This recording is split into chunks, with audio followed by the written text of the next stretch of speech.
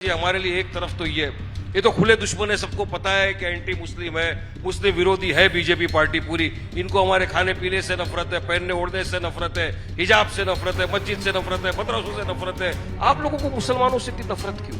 मेरा सवाल का जवाब दो। देखिए, देश की सबसे शानदार सेकुलर पार्टी जिसका नाम है मजलिसे इत्तेहादुल मुसलमीन, उसने पूछा है कि मुस्लिमों से हमें अदावत क्यों। तो मैं बताना चाहता हूं, हमें मुस्लिमों से अदावत। इस देश के लिए शहीद होने वाला पहला gallantry award winner brigadier Mohammad Usman इसी उत्तर प्रदेश का था।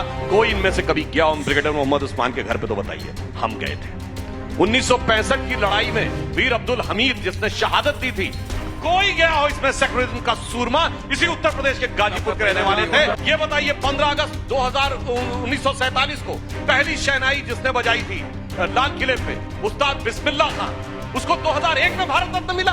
अटल जी की सरकार में 50 साल तक सेकुलर सियासत में नहीं मिला। वारिस पठान जी, राम लहर पर मोदी सरकार है और सवाल उठा रहे हैं विपक्ष के लोग कि भाई चीन के साथ ठीक से जवाब नहीं दिया मोदी ने। राम लहर है और चीन को जवाब नहीं दिया। राम लहर होगी या नहीं होगी इस पर सवाल है। मथुरा और ज्ञानवापी का हल निकलेगा क्या नहीं निकलेगा। लेकिन प्रधानमंत्री जी ने आज एक बार और एक्सपोज कर दिया है इस इंडी गठबंधन को। उन्होंने कह दिया है कि जो रॉकेट की तस्वीर छापी है डीएमके ने, वो चीन का रॉकेट दिखा दिया है। अब चीन से आप सवाल मोदी जी को पूछते हैं, लेकिन अपने भारत का रॉकेट भी नहीं लगाते, आप चीन का रॉकेट लगाते हैं। आपको कुछ जो है वो दिखता नहीं, जो नहीं है वो दिखता है। आप एक तरफ राम लहर कह रहे हैं, एक तरफ कहते हैं हम धर्म के पुजारी हैं, धर्म पर्सनल है, लेकिन दूसरी तरफ डीएमके जैसे नेता साथ चल रहे हैं जो कहते हैं कि सनातन डेंगू है, मलेरिया है।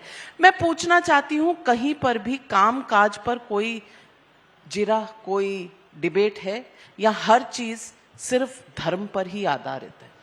देखिए नविका जी, जिस तरह 25 मिनट से आपने ए टीम को और उनकी बी टीम को बोलने की इजाजत दी, मैं आपसे उम्मीद करता हूं कि मुझे भी आप इसी तरह की इजाजत देंगे अपनी बात रखने की। अल्पसंख्यकों को तो वैसे भी अधिकार मारा जा रहा है, हमारा मुसलमानों का कम से कम आज अपने मंच पे तुमको इजाजत वाले बचा रहे हैं। या अभी देखिए किस तरह से बात चल रही है। ए टीम है, बी टीम है। चुनाव के पहले कितने बड़े बड़े वादे किए, अपने धर्म की बात की, और ये तो अभी अंतरात्मा की बात कर रहे हैं, सारी बात कर लिए। आपको याद होगा ना, पिछली मरतबा जब उत्तर प्रदेश का चुनाव आया था नविका जी, हम लोग भी चुनाव यहाँ पे लड़ रहे थे, फुल फोर्स में लड़ रहे थे। 83% मुसलमानों ने ये इनको भर भर के वोट दिया। ये आके बोलते थे आपने अगर एमआईएम को वोट दे दिया तो मोदी जीत जाएगा, बीजेपी जीत जाएगा, ये बी टीम है, आप इनको वोट मत दीजिए, हमको वोट दीजिए। दिया इनको वोट, क्या हुआ? सारे वोट जमा करके चले गए, बीजेपी की गोद में डाल के बैठ गए। हमको बी टीम बोलने वाले आज पूरे देश के सामने आप एक्सपोज हो गए किस तरह की टीम कौन है। क्रॉस वोटिंग ये, और हमारे महाराष्ट्र में तो खेला ही हो गया है। महाराष्ट्र में तो जो 48 साल से कांग्रेस के अंदर थे, उनका बेटा वो खुद पार्टी छोड़ के चले गए और ये बोल रहे हैं कि कांग्रेस पार्टी तो एंटी मुस्लिम पार्टी है। वहां पर तो अगर मुसलमान आदमी का वजन जाता तो उसको बोला जाता है राहुल गांधी को मिलना है तो 10 किलो वजन कम करके आओ। तो इनसे क्या उम्मीद रखेंगे? अब देखिए हमारे लिए किस तरह की समस्या है नविका जी। हमारे लिए एक तरफ तो ये तो खुले दुश्मन है, सबको पता है कि एंटी मुस्लिम है, मुस्लिम विरोधी है बीजेपी पार्टी पूरी। इनको हमारे खाने पीने से नफरत है, पहनने ओढ़ने से नफरत है, हिजाब से नफरत है, मस्जिद से नफरत है, मदरसों से नफरत है। एक मस्जिद तो हमारी छीन लिया, अब दूसरी की तरफ भी नजर है, तीसरी की तरफ भी नजर है, 30,000 मस्जिदों पर इनकी नजर है। ये तो खुला दिख रहा है। तो आप किस तरह से बात करोगे डेमोक्रेसी खतरे में नहीं है, संविधान खतरे में नहीं है? और सुधांशु जी राज्यसभा के मेंबर है, संविधान की शपथ लेके बने। एक भी पॉइंट सुधांशु जी ने यह कहा कि लोगों के लिए क्या करने वाले, ये धर्म की राजनीति आपको करना है। सुधांशु जी 2 से लेकर आप तक यहां तक तो पहुंच गए आप। अब इसके आगे आप क्या करने वाले मैं आपको बताता हूं। सिर्फ मंदिर आप करने वाले, क्योंकि डेवलपमेंट के नाम पे मोदी जी की जितनी गारंटी थी पूरी के पूरी फेल हो गई। 15 लाख आना था, नहीं आया। 2 करोड़ युवाओं को रोजगार मिलना था, उसके बदले में तो हजारों युवा बेरोजगार होकर घूम रहा है। रास्ते पे आज युवा उतर गया है, रोजगार मांग रहा है। पर्चे तो ऐसा एग्जाम कर रहे हो कि पर्चे के पर्चे बदले जा रहे हैं। हर रीत से अगर देखा जाए तो बीजेपी सरकार पूरी तरह से विफल हो चुकी है। क्या करने वाले आप, चलिए बताइए। मोदी जी, आपने नविका जी बात करी कि मोदी जी ये करते आपको बुरा लगता है। हम तो बोलते क्या करते बुरा लगता है। एक सवाल करूंगा सुधांशु जी आपसे, क्योंकि अल्पसंख्यकों की बात हुई, माइनॉरिटी की बात हुई, आप लोगों को मुसलमानों से इतनी नफरत क्यों है? मेरा सवाल का जवाब दो। क्या आजादी हमने इसलिए ली थी लड़ झगड़ के कि आप आजाद होने के बाद भारत देश के अंदर हमारे मदरसों को तोड़ दो, अवैध निर्माण दिखा के हमारी मस्जिदों को तोड़ दो, आप मुसलमानों की मॉब लिंचिंग कर दो, आप गाय के नाम पे मार दो, आप बाहर से महाराष्ट्र राज्य के अंदर आप अपने गुर्गों को भेजो जो जाके मुसलमानों के खिलाफ अनाप शराब बके, जहर उगले, उनके खिलाफ एफआईआर होकर आप उनको अरेस्ट नहीं करो। वहीं पर अगर कोई एक मुसलमान मुफ्ती अजहरी जैसा अगर खाली एक रात इंदौरी का अशार पढ़ ले तो सुधांशु त्रिवेदी ट्वीट करके ये बताते हैं कि देखो इसने पूरे हिंदू समाज को इस तरह के अल्फाज इस्तेमाल करा दिए, उनके खिलाफ एफआईआर कर देते हैं, उनको जेलों में डाल दिया जाता है। वहीं पर अगर कोई बाहर से आता है बीजेपी का नेता और वो ये बोलता है कि चुन चुन के मारेंगे कुछ नहीं होता, बीजेपी की सिटिंग एमएलए वहां खड़े रहकर बोलती है 15 मिनट नहीं 10 मिनट नहीं, हमको 5 मिनट दे तो हम सबको खत्म कर डालेंगे, तब सुधांशु जी एक भी ट्वीट क्यों नहीं करते आप? आपका ना ट्वीट आता है ना आपका कोई, पुलिस भी एक्शन नहीं लेती, पुलिस वाले एक्शन नहीं लेते, पुलिस कर्मियों की वाइफें खड़ी हो गई है और वो कंप्लेंट डाल रही है बीजेपी के नेताओं के ऊपर। इस दिशा में तो आप देश को लेकर आ गए। अब बात आपने करी नहीं, आसाम के ऊपर भी बात करेंगे। सवाल आसाम का भी सवाल था, आपने जो स्पेशल मैरिज एक्ट लेके आ गए, 90 साल से कानून चल रहा है, रात के अंधेरे में 12 बजे क्या लाने की जरूरत थी आपको स्पेशल मैरिज एक्ट? आपको पता है ना कि मुस्लिम के अंदर शादी एक कॉन्ट्रैक्ट है, हम में होता है निकाह, तो बच्चियों की शादी करेंगे। 18 आपको बताया 18 बरस से 18 बरस से कम लड़कियों की शादी होनी चाहिए कि नहीं होनी चाहिए? हिंदू में हुई है। 18 साल से आंकड़ा देख लीजिए, 18 साल से कम उम्र की लड़कियों की शादी होनी चाहिए। नहीं, जनता क्या सोचती है?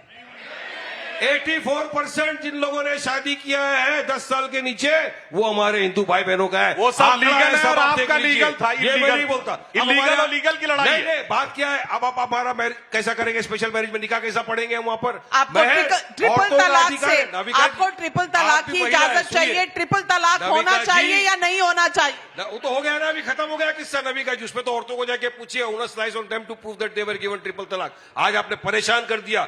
अब महर एक औरत का अधिकार है जो शादी करती है, स्पेशल मैरिज एक्ट में तो है नहीं। तो मोदी जी तो ट्रिपल तलाक के टाइम बोलते थे मुसलमान औरतें मेरी बहन है, आप उस बहन का तो आप अधिकार छीन रहे हो, बहन की प्रॉपर्टी के अंदर आप अधिकार छीन रहे हो। वो बहन अगर हिजाब पहन के जाना जाती है पढ़ना तो आप मोदी जी नहीं जाने देते। वो बहन बिल्किस बानो उसके बलात्कारी को आप छोड़ देते हो और आप यहाँ पे बात करते हो नारी सम्मान की। स्पेशल मैरिज, अगर स्पेशल मैरिज एक्ट हटता है तो उसको दूसरे लीगल प्रोविजंस मिलते हैं, आप क्यों बहका रहे हैं, क्यों गलत बात कह रहे हैं? बता रहा हूँ, आपने बताया चाइल्ड मैरिज का तो मैं आपको आंकड़े के साथ बता रहा हूँ। डाइवोर्स में सेटलमेंट के क्लॉजेज हैं। वारिस पठान जी, वारिस पठान जी, आप डराने का काम क्यों करते हैं जनता को? सुधांशु त्रिवेदी जी, मैं समझाने का काम करता हूं तो आपको लगता है डराने का? डराते हो बीजेपी रही है, ईडी से, सीबीआई से, सबसे। या तो अंदर जाओ या हमारे पास आओ, दो ही स्लोगन चल रहा है आजकल, या सीबीआई, ईडी या बीजेपी। आपने गलत काम किया है क्या? काम कर रहे हैं आपने गलत काम किया है क्या? ग्रास रूट लेवल ईडी से वही डरता है जिसने कोई गलत काम किया। टैक्स भरता हूं।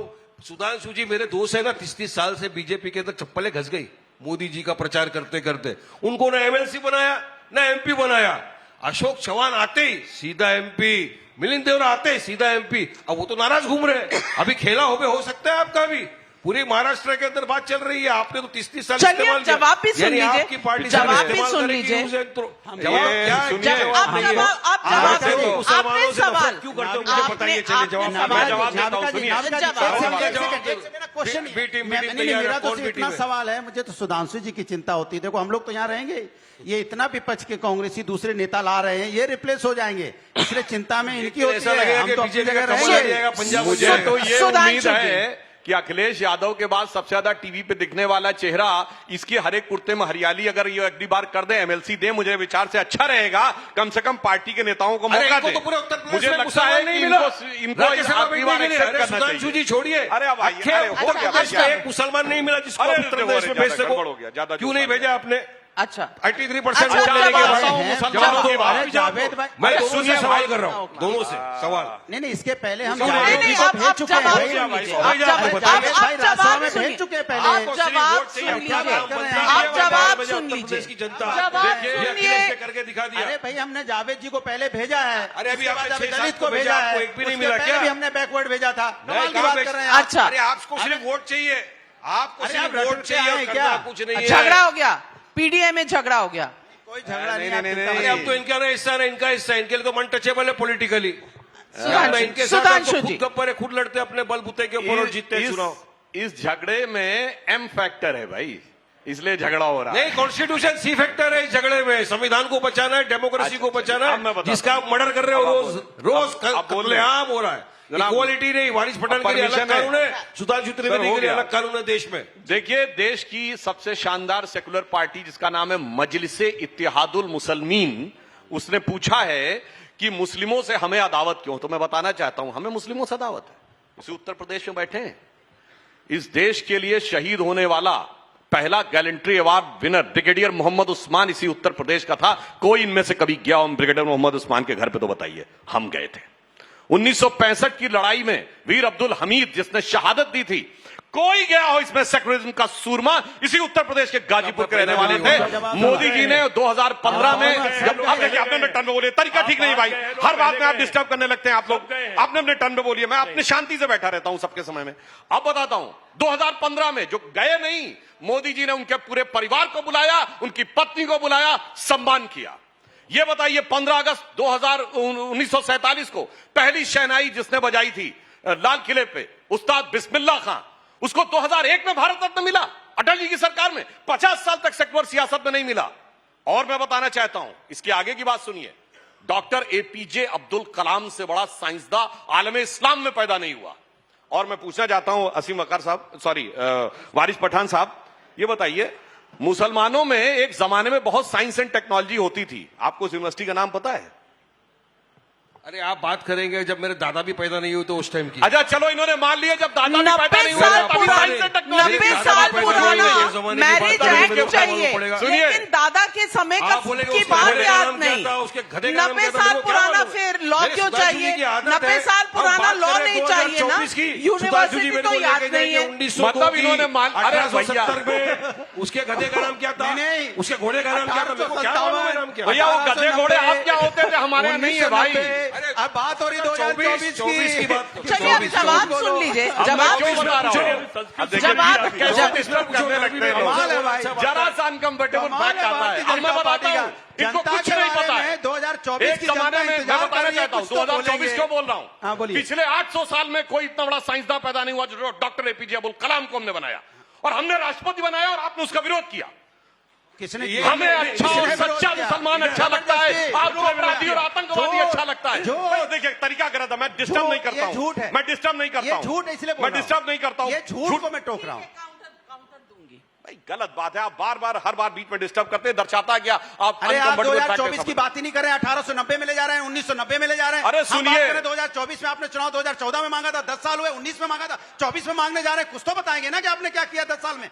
10 साल की बात नहीं कर रहे हैं आप 1890 में चले जा रहे हैं। आप ये दिक्कत हो गई है भारतीय जनता पार्टी के साथ। भाई, इतिहास में आदमी जीना को- चाहिए, चलिए, अब- प्रेजेंट की बात ही नहीं कर रही है। कमाल इस की बात है आदमी भाई। को कुछ सुनाई नहीं पड़ता। मैंने अपने पहले वक्तव्य में सारे वो गिनाए थे। 1890 मैंने कब बोला? अबे कान बजते हैं क्या? 1890 कब बोला भाई? आप बताइए ना। और मैं बताता हूं, अरे तब से- 1890 नहीं, आज मैं बताता हूं, 1000 साल पहले बैतुल हिकमत था। लो। कब इनको उस जमाने के बाद से साइंटिस्टों में कोई साइंटिस्ट नहीं पैदा हुआ, डॉक्टर तो- कलाम पैदा हुए, हम तो मगर सही ये उसके में खिलाफ खड़े हो चले जाते गए। हैं। और बताता हूं, आज 2024 में पूरे पॉलिटिकल वर्ल्ड में, भारत में, बताइए, जो हमारे केरल के गवर्नर हैं आरिफ मोहम्मद खान साहब से बड़ा कोई आलिम फाजिल मुसलमान हो तो बताइए, वो हमारे साथ है। इस बहस का हमारे लिए क्या अच्छा मतलब है? सच्चा देशभक्त मुसलमान है, इस आपके लिए इस अपराधी, बहस आपके से लिए इसका क्या इशरत मतलब जहां है? बेटी है।